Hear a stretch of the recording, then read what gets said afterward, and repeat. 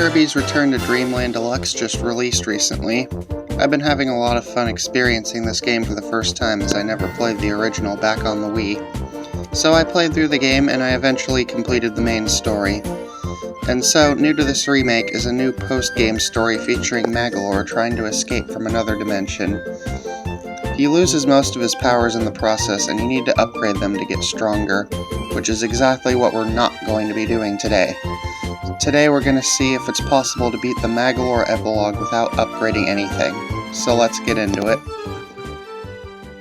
So after the opening cutscene, we see that the only moves we have are a jump, a very small hover, and a basic magic attack.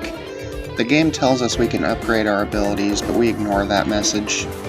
Tutorial level is designed around not having any upgrades, so we can make it through no problem. On the way out, we pick up our first fruit fragment.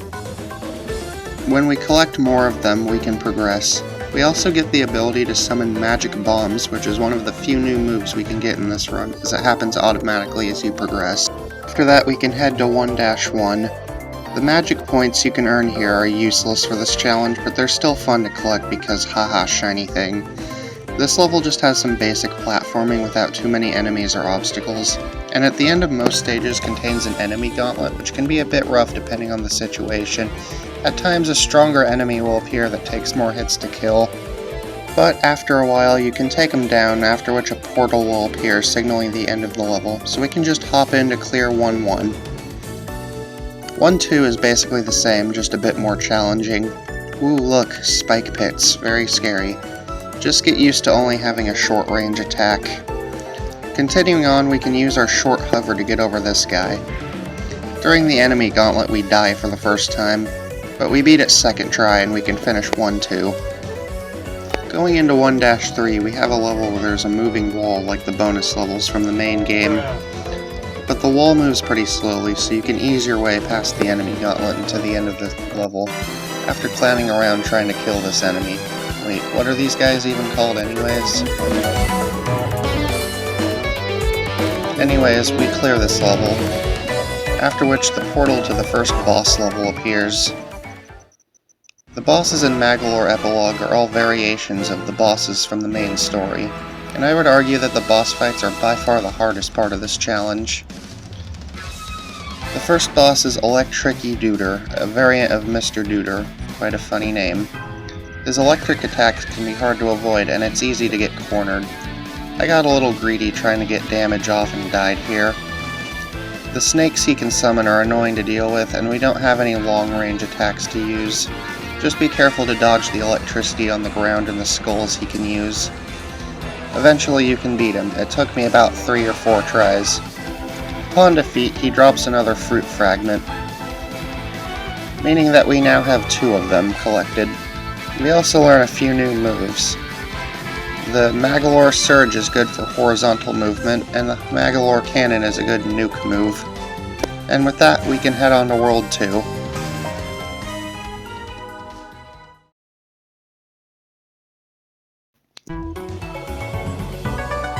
Continuing into World 2-1, we see the environment is now red and there's like lava and stuff. Neat. Here we learn how to use the Magolor Cannon move. And I can't help but think what it would be like if Magolor was in Super Smash Bros. This part with the moving platforms can be hard due to not being able to hover, but it's not that bad. The enemy gauntlet at the end is once again taken out easily. 2-2 starts with this gimmick that you have to keep this lamp safe from enemies. As long as you pay attention, we can defend the lamp, and get those sweet useless magic spheres. Repeat this process until the end of the level. Keep repeating it, and then you'll win. 2-3 features flaming orbs you need to dodge, among other things. The platforming is tricky, but it's still no match for upgradeless Magolor. There's this part where platforms disappear under you over lava. The stuff doesn't insta-kill you like it does in Mario. One more enemy gauntlet later, and 2-3 is finished. 2-4 is another one of those moving wall stages. It's pretty simple as long as you don't die on the last obstacle like I did here, but the rest of the level isn't much to talk about, so moving on. So it's already time for another boss fight, so let's just get into that. The boss of World 2 is Fiery Puffer, a variant of Fatty Puffer from the main game. The first phase is easy, but it gets really tough when he gets bigger for phase 2. This attack when he rolls around is completely impossible to avoid with no upgrades, but it would likely be impossible to beat with no upgrades. But this challenge isn't quite over yet, because there is another solution to this. That is where amiibos come in. Whenever you tap an amiibo, a food item spawns in to give you a health boost. I finally have a use for these things that have been gathering dust for ages. And technically using amiibos aren't upgrades, so it's fair game. We can just brute force our way through and we can beat Fiery Puffer with no upgrades so that the run continues. We pick up our second fruit fragment and watch it go into the altar. We also unlock some new moves, the Deadly Needles and one of the best tools for this run, the Dimensional Vanish. For the next area, World 3-1 isn't really much to talk about other than that we can keep using amiibo for health boosts. But you can't use them infinitely, as we'll see later. In 3-2 you climb up a tower with lots of obstacles. These ice dudes and the spikes are a bit troublesome, but as usual not impossible. We can try to use the needles to hit these switches, but I wasn't able to without upgrades. Thankfully it's optional. You can also use the needles to break these bomb blocks to drop the ice cannons and move on safely. Out of a dumb moment of curiosity, I wondered what would happen if one of these lamps were to break. So I tested it out to see what would happen.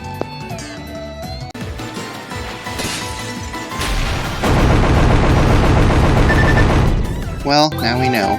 And since that doesn't kill us, we can move on. I guess the most notable part of World 3-3 is this section with the bomb blocks. There is also a section with a lowering platform, but the obstacles here are easy to avoid.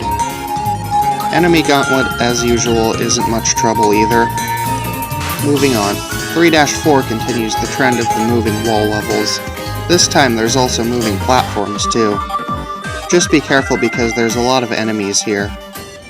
You'd better hope you have enough health for this part with the falling boulder, as you have to damage boost past it. You might have to spam a few amiibos, but the rest of the level isn't much. After this level, the portal to another boss room opens up. So you know the drill, time for more amiibo spam. The boss of World 3 is Hydriath, a fish monkey thing, I have no idea. He likes to teleport around to try to attack you. It can be pretty unpredictable. But we can combat that by using amiibos to spawn in a cherry. One thing I failed to mention is that you can only use amiibos up to 7 times per level to prevent it from being completely broken. So you can't just win by having infinite health supplies. Anyways, back to the fight.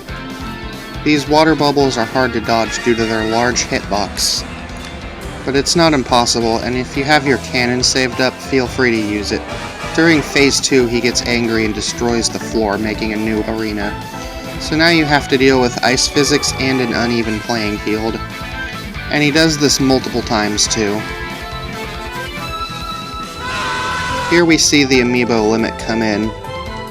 So we have to go back and beat a previous stage to be able to use our amiibos again. So after that grind, we can come back and finally beat the boss properly, and we can obtain our third fruit fragment.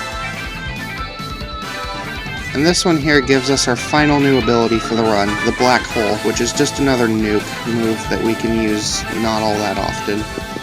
World 4 is the last main world of this side game, so we're almost at the end now. This is the point where the levels really start to ramp up in difficulty. Especially this one part with the key doors. It's really long. You're expected to hop up these platforms and grab the key at the top and head down. The first one is simple, but it really gets going after this room. The next area has these rotating spike bars. But before I did that, I noticed some food that I wanted to grab to heal up, but then the realization struck that I was just straight up soft locked in here. So one spike bar key later, we get to the room with these sphere guys. Despite their size, they're actually fairly weak. So we can kill all of them and grab the key up top. The next room sees us use the black hole move that we just learned. Just dodged some more spike bars and another room is cleared. Watch out for the spike pit on the bottom, and you can probably complete the enemy gauntlet just fine. And after that, 4-1 is complete.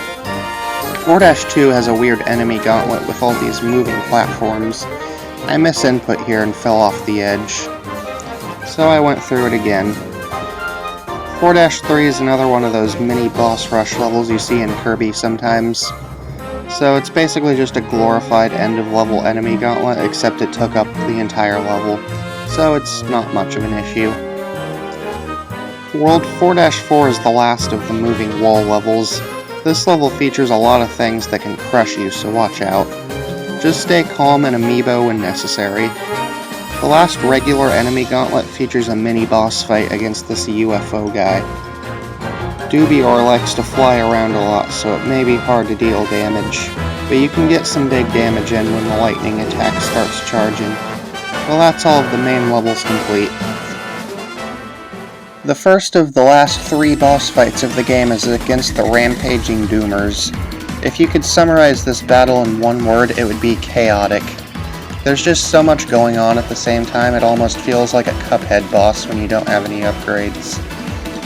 There's so many attacks it's hard to go over all of them, but it will for sure take you multiple tries to do this. A good hint would be to use the Magolor cannon when they're all lined up for massive damage. Then of course you can win if you're careful enough. That's all of World 4 completed. Now all that's left is the last 2 bosses of the game. But before that, the game tells us we can upgrade our abilities further. Yeah, sure, totally gonna do that now. So we arrive back at the altar with our completed gem apple. Wow, look at that reference. And now we have to fight the Crown Doomer who appears out of said apple. Its attacks are all of the elements we've seen on the bosses so far, plus some original dark attacks. This is the point I realized the Dimensional Vanish is extremely helpful to dodge some moves I couldn't otherwise. Like this fire attack that I can't just jump over. We keep whittling it down until we hit Phase 2.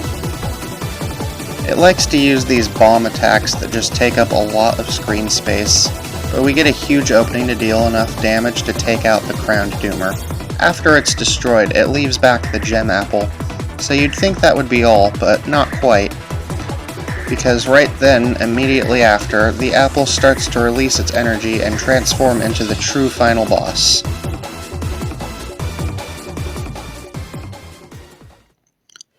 So the final boss of this mode is the Master Crown, a giant tree monster thing. But before we get into it, we intentionally die so that we can restart the fight with full health.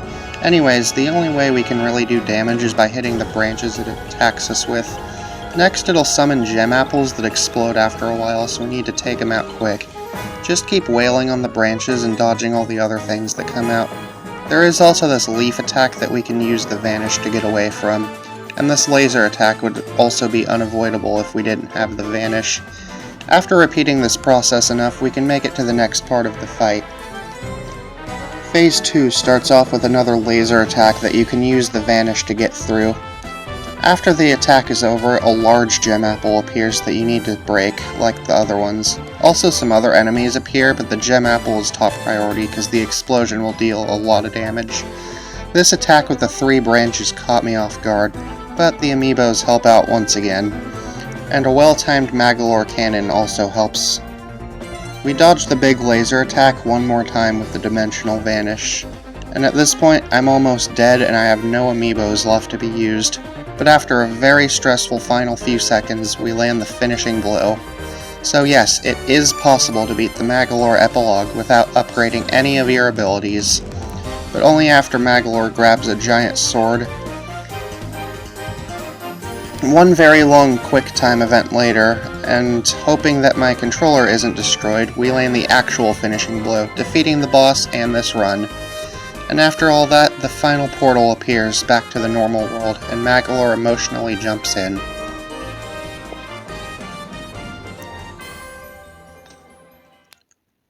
Well, that was actually a pretty fun challenge to do. It wasn't super hard, and it was challenging enough to be entertaining. And here's proof that nothing has been upgraded. We land just short of 25,000 magic points. Like and subscribe, see you all in the next video.